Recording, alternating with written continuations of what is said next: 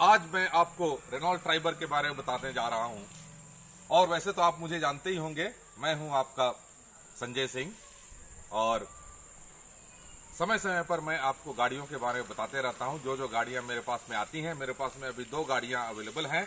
एक ये रेनॉल्ट की ट्राइबर है, तो इसके बारे में कुछ आपको मैं बताता हूं आज। तो चलिए सबसे पहले आगे की तरफ आते हैं। तो आप देख लीजिए कि भाई ये रेनॉल्ट ट्राइबर में ये इंजन कंपार्टमेंट है। इस इंजन कंपार्टमेंट को खोलने के लिए आगे एक लीवर है ड्राइवर सीट में, लेकिन मैं आपको यहाँ पर दिखा रहा हूँ कि कैसे ये इसको खोलते हैं। यहाँ पर ऐसे हाथ डालिए और बाईं तरफ उसको पुल करके इसको ऊपर की तरफ कर दीजिए। और उसके बाद में देखिए कि यहाँ पर जो स्टे रॉड है आपका, ये बोनट को आपको खड़े रखने के लिए क्या चाहिए, स्टे रॉड चाहिए। तो ये स्टे रॉड को ऐसे निकाल करके यहाँ पर ऐसे रख दीजिए। और उसके बाद में देखिए कि आप ये इंजन कंपार्टमेंट है और यहाँ पर जो है सीबी जो है क्या बोलते हैं सर्किट ब्रेकर वगैरह का, इसका पूरा एक बॉक्स है। तो इसको तो अभी मैं नहीं खोल रहा हूँ, किसी और दिन इस बारे में हम बताएंगे। चलिए यहाँ पर बताते हैं। ये देखिए बैटरी है, यहाँ पर बैटरी की टर्मिनल है, तो टर्मिनल को वगैरह को भी चेक कर लीजिए कि ये लूज तो नहीं है। बैटरी की टर्मिनल किसी भी प्रकार से लूज नहीं होनी चाहिए। फिर यहाँ पर ये पूरी इंजन कंपार्टमेंट है। इंजन कंपार्टमेंट में उसके बाद में आप यहाँ पर आइए, ये जो येलो कलर का है, ये देखिए, ये एक्चुअली इससे हम पता करते हैं कि इंजन का ऑयल का लेवल ठीक है कि नहीं, ऐसे करके निकाल करके। किसी और दिन मैं आपको बताऊंगा कि इंजन ऑयल वगैरह कैसे रिप्लेनिश करते हैं। तो ये देखिए आप, मैंने इसको जो है डिप स्टिक, इसको क्या बोलते हैं, डिप स्टिक टेक्निकल लैंग्वेज में। तो इसके बारे में मैं आपको आराम से बताऊंगा किसी और दिन, ऑयल वगैरह फिलअप वगैरह करके। आज मैं सिर्फ आपको बता रहा हूं कि कैसे आप जो है चेक कर सकते हैं। ठीक है, तो ये ऐसे हमने यहाँ पर डाल दिया। यहाँ पर मार्किंग होती है, इसको अच्छा से करके क्लिक करके साउंड आएगा जब आप घुमाओगे। तो यहाँ पर ऑयल वगैरह लेवल है, वो सब चेक करना है। अच्छा चलिए, इंजन के बारे में तो मैं बता दिया, अब इसको बंद करता हूँ और उसके बाद चलते हैं आगे ड्राइविंग सीट की तरफ। तो ये मैंने बंद कर दी। आइए इस साइड आइए और देखिए, अब ये हम आते हैं ड्राइविंग सीट के पास में। और ड्राइविंग सीट में जैसे मैं बैठ गया हूं, उसके बाद में यहाँ पर इग्निशन की हम डालते हैं। ये इग्निशन की हुआ आपका, मतलब पूरा इंजन, ये मतलब जो है गाड़ी इसी से ऑपरेट होगी। इसमें रिमोट लॉक है। ये देख लीजिए, ये साइन जो है ये लॉकिंग के लिए है और ये अनलॉकिंग के लिए है। इसको अगर आप दबाएंगे तो आपका यहाँ पर साउंड भी आएगा लॉक होने का। और देखिए पूरा बैटरी वगैरह ऑफ भी हो गया। अब इसको अगर हम स्विच ऑन करते हैं तो आपका बैटरी वगैरह ऑन हो गया है, आपका डोर वगैरह सब खुल गया है। उसके बाद में हमने यहाँ पर जो उसका इग्निशन की का जो जगह है, वहाँ पर इग्निशन की लगा दिया। एंड उसके बाद में आप इसको ऑन करते हैं।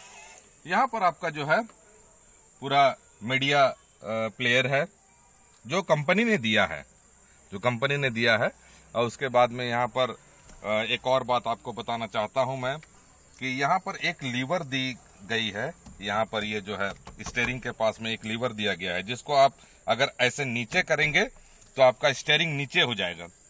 ठीक है, तो आप इसको एडजस्ट कर सकते हैं। ये देखिए, मैं इसको ऊपर नीचे कर रहा हूं तो 2 पोजीशन ये टिल्टेबल है। इसी को कहते हैं टिल्टेबल स्टीयरिंग। इसको ऊपर करके फिर ये लीवर को फिर ऊपर की तरफ खींच दीजिए। ध्यान रखिए कि इसको अच्छा से लॉक होना चाहिए, बीच पोजीशन में मत रखिएगा, इसको लॉक होना चाहिए। और इसमें तो कोई क्लच होता नहीं है, सिर्फ एक ब्रेक है और एक्सीलरेटर है। ठीक है, तो इतना मैं इसको आपको बताता हूं यहाँ पर, और किसी दूसरे दिन बड़े फुर्सत से, बड़े आराम से और सब बताऊंगा, चिंता मत कीजिए। आइए पीछे की तरफ आते हैं। तो यहाँ पर जो है ये सीट वगैरह है, दूसरा ये है। और अच्छा रुकिए, तो कैसे आप जो है इसको ऑन, बैटरी ऑन होनी चाहिए पूरी तरीके से, तब जाकर के आपका यहाँ पर ये एक की है, यहाँ पर दिखाइए, यह दिखाइए यहाँ पर ये जो है ये सब एडजस्टेबल है, जिसके कारण जो है आपका विंडो का मिरर ऊपर नीचे होता है, ये वाला जो है। ठीक है, अगर आप इसको ऊपर करेंगे तो आपका विंडो का मिरर जो है ऊपर होगा, और अगर आप इसको नीचे की तरफ ऐसे करेंगे तो आपका विंडो का जो ग्लास है वो नीचे की तरफ जाएगा, तो ऊपर नीचे होगा। तो ये तभी होगा जब आपका वहां पर इग्निशन की में जो है आपका की पूरी तरीके से ऑन हो। देखिए, की का 3 पोजीशन है। एक पोजीशन तो लॉक पोजीशन है, उसके बाद में आप दाहिने की तरफ घुमाएंगे तो उसके बाद में सिर्फ मीडिया प्लेयर वगैरह चलेगा और लाइट वगैरह तो जलेगी ही, ठीक है। लेकिन जब तीसरे पोजीशन में आप घुमाएंगे तब जाकर के इंजन स्टार्ट होगी। तो इंजन स्टार्ट पोजीशन वाला जो आपका स्विच है, मतलब की है, उस मतलब कंडीशन में रहना चाहिए आपका जो है इग्निशन की, या जो है आपका पूरा गाड़ी का जो की आपको दिया गया है उसी पोजीशन में होगा, तभी जाकर के ये की ऑपरेट करेगा। ठीक है, चलिए आइए इधर पीछे की तरफ आते हैं। देखिए, इधर गाड़ी का कवर भी रखा है मैंने। यहाँ पर अगर आप जब दबाएंगे तो इस कंपार्टमेंट को खोलने के लिए, किसको, रियर कंपार्टमेंट को खोलने के लिए, आप जिसको बोलते हैं डिक्की, हम इसको बोलते हैं डिक्की, तो इसको खोलने के लिए यहाँ पर एक जो है दबाने के लिए की है। ठीक है, तो यहाँ बीच में हाथ रख करके इसको ऊपर की तरफ दबाइएगा तो ये खुल जाएगा। ये तभी खुलेगा जब आपका, और ऐसे करके आप खोल देंगे इसको। ठीक है, हाँ, इसके बाद में आपने खोल दिया। यहाँ पर आप देखिए दोनों जो है आपका ये वाला, ये ऊपर नीचे आप एडजस्ट कर सकते हो इसको। यहाँ पर इसको प्रेस करने से ये जो है ना, इसको अगर आप प्रेस करेंगे तब जाकर के ये नीचे होगा। ये ऊपर तो हो जाएगा, लेकिन जब आप इसको दबा रहे हैं तो उस समय जोर जबरदस्ती मत कीजिए कि क्यों नहीं दब रहा है ये, तो इसको दबाइएगा। यहाँ पर एक लीवर है और इसको दबा करके इसको नीचे कर सकते हैं। इसी प्रकार से ये भी ऊपर नीचे हो जाएगा, ऐसे करके ऊपर हो जाएगा। यहाँ पर जो ये है इसको दबा दिया आपने। ये पूरा आपका इतना ही दिया गया है आपको, बूट स्पेस जिसको आप कह सकते हो कि इतना ही दिया गया है, जिसमें आपको कुछ सामान दिए गए हैं। ये देखिए, ये लाल रंग का है, जो आप मतलब अगर कभी कुछ प्रॉब्लम हो जाए तो गाड़ी वगैरह के लिए गाड़ी के आगे में रख देना होता है, ताकि दूर से ही लोगों को दिख जाए कि डेंजर साइन है, मतलब गाड़ी कोई खराब हो चुका है और वो खड़ा है करके, तो उसी के लिए ये दिया गया है आपको। देखते, ठीक है। साथ साथ में आपको यहाँ पर एक टूल दिया गया है। तो ये टूल जो है, ये देखिए, ये स्पैनर दिया गया है इसके साथ में, ताकि हम जो है नीचे में इसका जो है ये एक्स्ट्रा जो होता है व्हील, एक्स्ट्रा व्हील जो हमको चाहिए होता है स्टेपनी का, उसका नीचे में लगा हुआ है। लेकिन अगर हम उसको अगर खोलना चाहते हैं तो यहाँ पर आप देखिए, यहाँ पर से आपको ये वाला जो है नट, ये नट को जो है आपको खोलना पड़ेगा। ठीक है, तो इसको ये स्पैनर को लगा करके ऐसे करके ये हम इसको खोलेंगे। अभी तो मैं खोल नहीं रहा हूँ, किसी दूसरे वीडियो में जरूर खोल करके बताऊंगा कि कैसे स्टेपनी निकालना है और कैसे स्टेपनी लगाना है। तो ये स्पैनर दिया गया है। यही स्पैनर जो है आपका व्हील में भी काम करेगा, जिसको आप यूज कर सकते हो। ठीक है, साथ साथ में एक टोइंग रॉड भी दिया गया है। ये टोइंग रॉड है जो हम आगे लगाते हैं। तो ये टोइंग रॉड, इसका एक पोजीशन बना हुआ है, उस पोजीशन में जाकर के इसको पूरा घुसा देना है। और कभी अगर गाड़ी बीच में खराब हो जाती है तो उसके लिए टोइंग रॉड दिया गया है आपको। इसको रख देते हैं इसके अंदर और इसको वापस इसके अंदर रख देते हैं। इसको भी इसी के अंदर रख देते हैं, अलग से भी रख सकते हैं। जहां तक इसकी जैक की बात है तो जैक आगे के सीट के पास में दिया गया है। चलिए आइए, ओके, आइए, इसको बंद कर देता हूं।